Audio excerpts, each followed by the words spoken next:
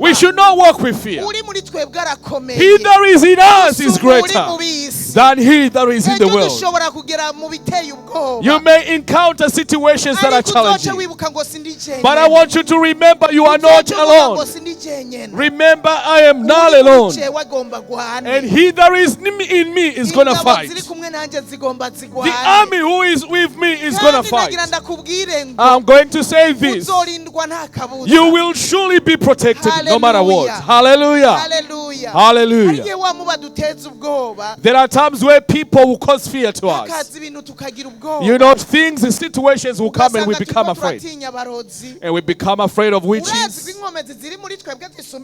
Did you know that the power that he that is in us is greater? Hallelujah. Hallelujah. Jesus spoke to them. I know you're about to be scattered, everyone in their own way. You are about to be scattered. He had already spoke to them and said, I know that they will beat the shepherd and the sheep will go separate. These were the very last days when he was saying goodbye to his disciples. He was saying the time is now near and the time is now. In other words, this was a very scary time. Because this was a time where they were going to be separated from their king.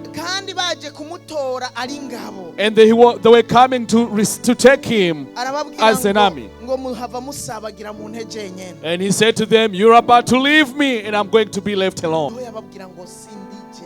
But he spoke to them and said, but I'm not alone, for my Father is with me.